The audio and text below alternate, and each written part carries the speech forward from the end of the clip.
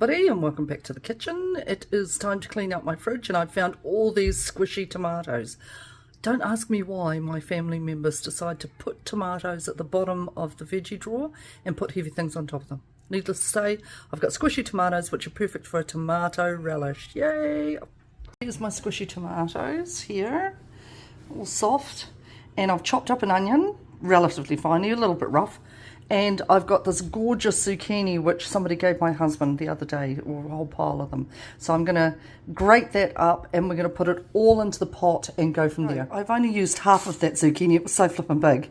Now I've put in my brown vinegar. You can use cider vinegar or white vinegar, whatever you want. And I've also added some water to this, and I'm going to put it onto the boil, let it cook down, and then I'm going to add my sugar. Right, that's starting to boil away beautifully. I've salted and peppered it, given a good generous salt and pepper, and I'm just going to let that soften up. Yum, that looks so good, and it smells so good. I tell you, the smell of the vinegar cooking reminds me of my mum's tomato relish. She made such great tomato relish. And, for a little bit of a fact, your nose, your smell is the strongest sense that we have. So it's also linked to memory. There you go. Right, that's cooking beautifully. I've turned down the heat a little bit, and I'm going to add my brown sugar. Now after you've added your brown sugar, it's a good idea just to get a teaspoon and just try the flavor. Does it need a little bit more sugar? Is it too acidic with your what's it called, vinegar? Do you need a little bit more water? Does it need more salt? This is the time to adjust it.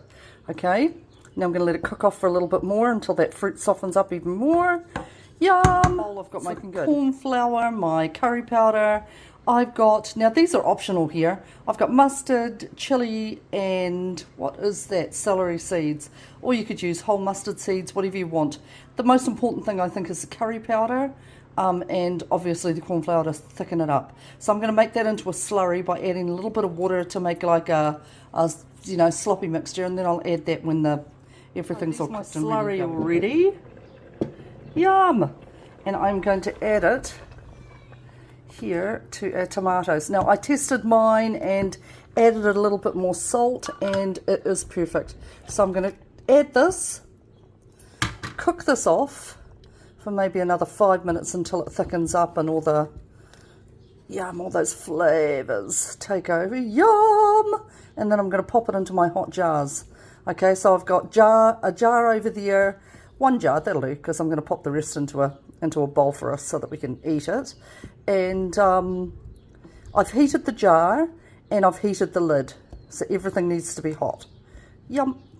See you soon. So I have just put my relish into this jar. It's a nice hot jar, and I've got my clean lid, which is also hot, and I'm going to give it a wipe around with a clean damp cloth. That makes sure that there's no residual food on the rim, and that this rubber rim will seal properly. Give it a nice tight squeeze, which I'll do later on because I can't do it with two hands, and with one hand rather. And then I'm going to put it into an area that's not going to be too breezy. I'm going to pop a tea towel over the top, and then this bit here should suck in, so that you'll know that it's ready. You'll hear it pop and it'll suck in. Then that should last for probably a year, easily a year plus, okay, in your cupboard. Good for your food storage cupboard, particularly if you've got lots of extra veg and things like that. Yum! And that, people, is the easiest relish ever. Absolutely delicious. Yum! It took about half hour, if that. Small batches are quicker to make, just throwing that out there. So, hope you guys are well, give this a go, and we'll see you very soon. Ka kite anō.